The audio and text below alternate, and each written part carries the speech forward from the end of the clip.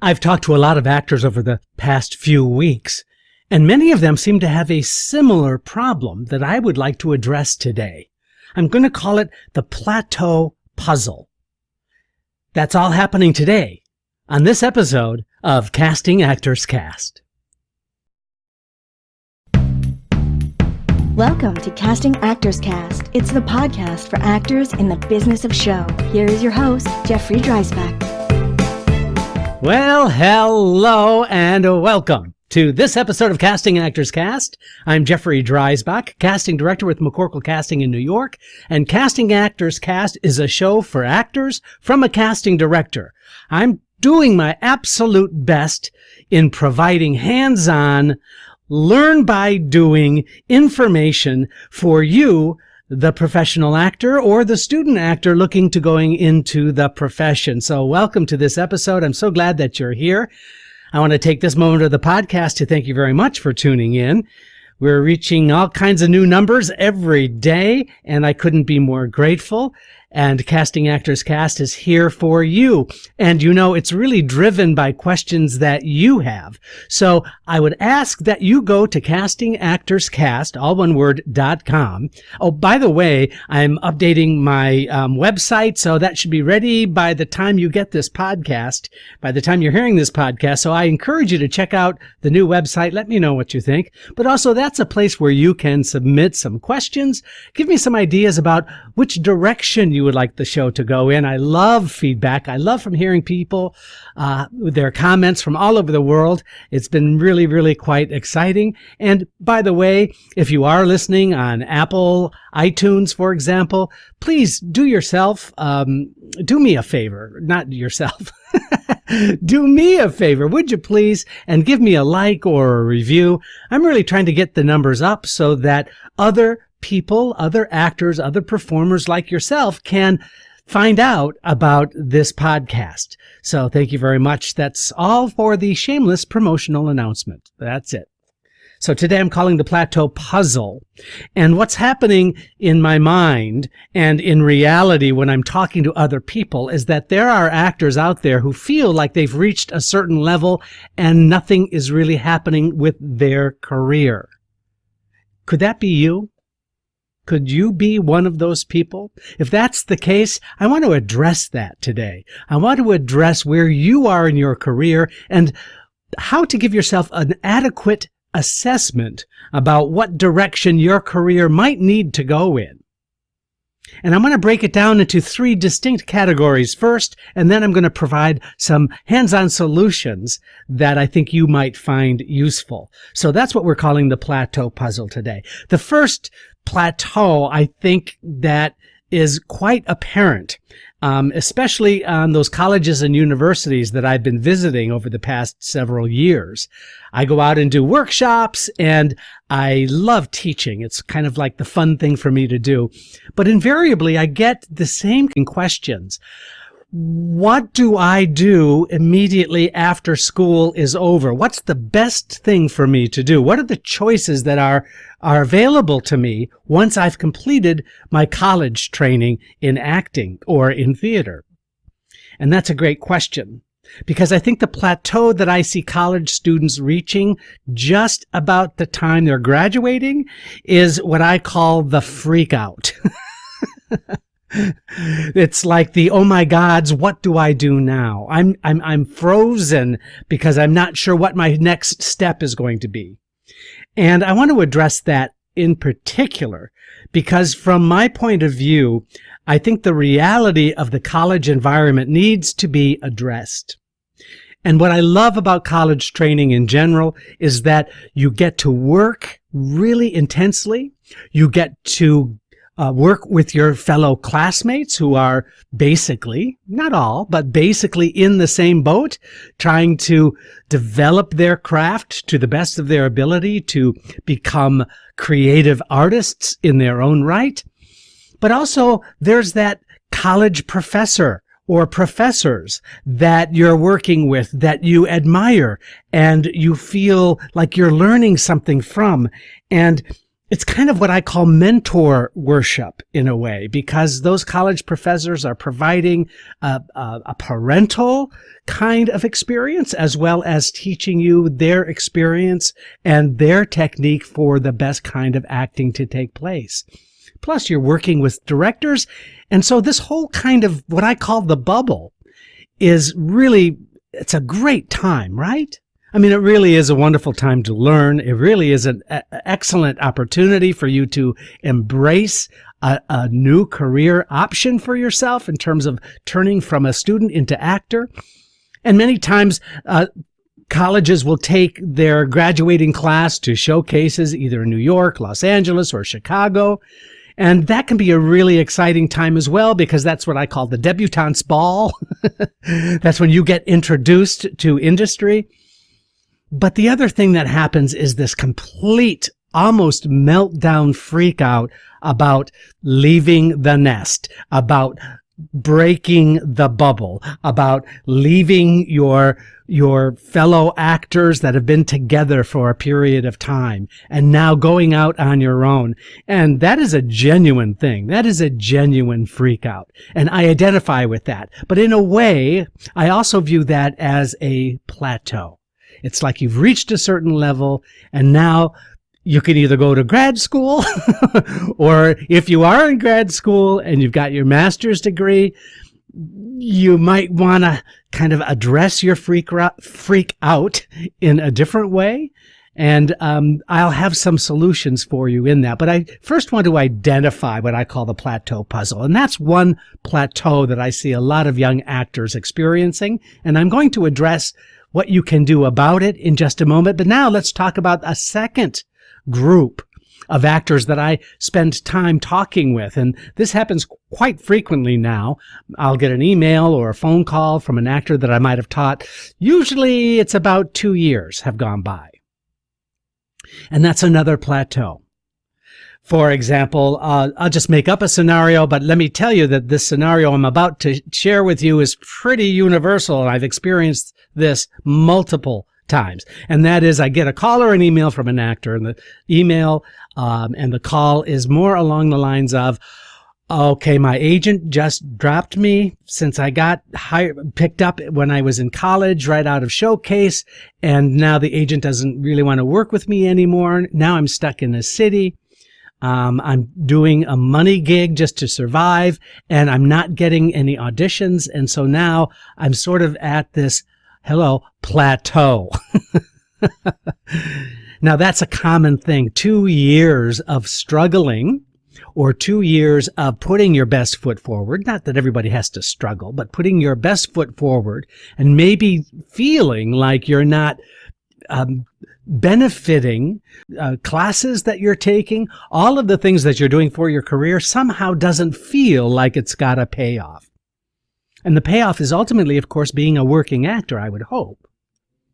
And so that experience, that plateau that I see a lot of college students who are out of school for 2 years experiencing is just really devastating and really quite frightening. And that's something I recognize as once, because there are dwindling prospects. It kind of has the sense that you've painted yourself into a corner, that the pattern of what you are doing for yourself in a professional way isn't bearing fruit. And so it's that 2-year syndrome plateau that I experience from many, many people. Again, I want to identify the issue. Maybe you can identify with this. I think it's important to identify the problem first before I can start addressing some of the solutions. And the other last thing about that 2-year interim after 2 years is there's this kind of quality that I find in actors that they want to suddenly reevaluate everything, their whole life. Do I want to do this work anymore? Should I leave and go to another city? Do I want to just pack it in and say, I don't want to do this anymore, it's too hard? Or I don't want to be a failure, and so I don't know what to do? Or, you name it. There's all kinds of things that we tell ourselves. And I will share with you that you can't really turn down that voice in your head. You really can't. It's always going to be there. But it's important that you consider being kinder to yourself. nicer to yourself. So that is a solution, but I'm going to get to more concrete solutions in just a moment. And then the third plateau puzzle that I hear about and I see people experiencing firsthand is that they're trying to return to the profession after a period of absence. Now, sometimes these folks go out and raise a family, and now the family is all grown, and now they want to get back into it. That's one kind of scenario. The other is that 2-year syndrome. They've decided that they want to go and do something else but related. So they end up becoming a teacher. They end up going someplace else, maybe working in a theater company, or they get a job as a professor teaching theater somewhere. And now after that period of time, they're interested in coming back into the profession. And that brings with it a whole array of emotional roller coaster cars that are probably not really connected to one another, but really good. The ups and downs of that can be pretty astounding and pretty amazing. The other thing that I think people who are coming back or want to come back into the industry after a period of absence, they have to embrace new technology. They have to embrace the newness of how it's done now. They have to embrace the fact that the people that they used to know are no longer there. And now there's a whole group of new people out there to get to know and to network with. And that can be and have its own frightening consequences in your mind if that were you in that situation. That's something with people of a certain age when they come back in, or even if you're gone for a very brief period of time, 5 years or 8 years, and then want to come back into acting, presents an entire kind of challenges that end up being a plateau. And once you get there and once you address all of those things that I just talked about, like the people in the industry and new technology, the truth is that the excitement and wanting to love the reality of getting back into the business is harder than you think. In other words, the dream of going back into acting after some level of success, you've been away and now you want to come back, now is replaced with the reality of all of these new things that we have to confront. That ends up on its own being yet another plateau puzzle that many people feel frustrated and have to solve.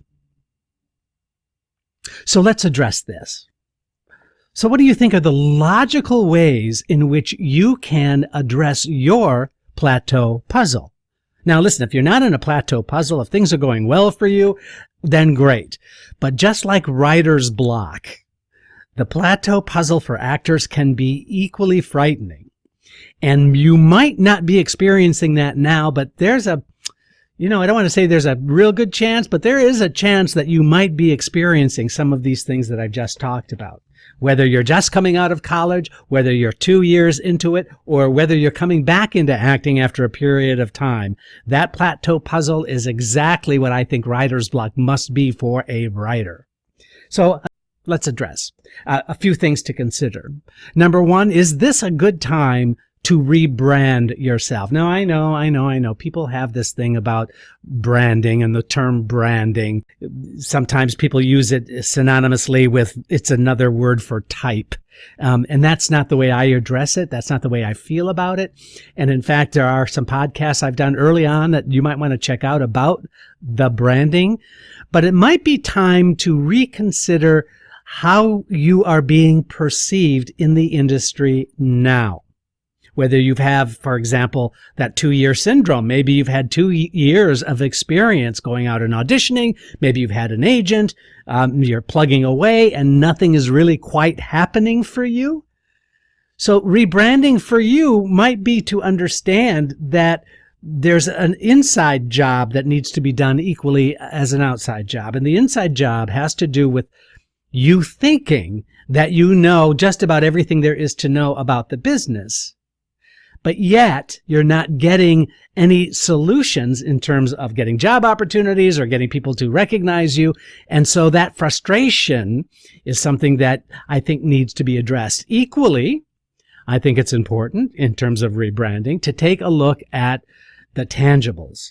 You look differently now than you do or did 2 years ago. You do. You just do. You're 2 years older. You're more mature. If you're coming back into the business after a long period of absence, you really look different. So this is the time to take a look at, first and foremost, your picture. It's also a good time to reevaluate the kinds of roles that you're interested in over the kinds of roles that are out there and available. Like if you're interested in a film and television career, it's critical that you take notes on the television shows and the films that you're watching that you believe you should or could be cast in. Rebranding yourself means taking a good, hard look at where you fit into the scheme of things as it relates to the industry.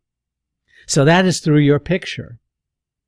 Now, I've done too many episodes about how to get a good picture, but coming out of college, you're going to have to get new pictures. 2 years in, it's time. I'm telling you, it's time to get some new pictures.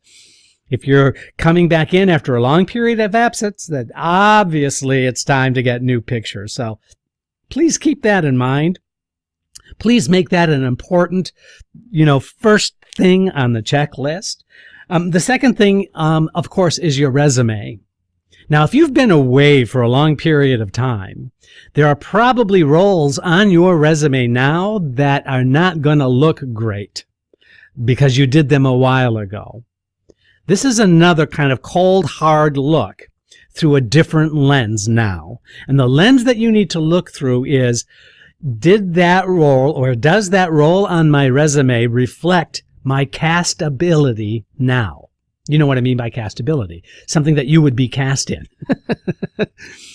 So if you are an actor of a certain age and you played Juliet, you just might want to think about whether that's a good role to have on your resume.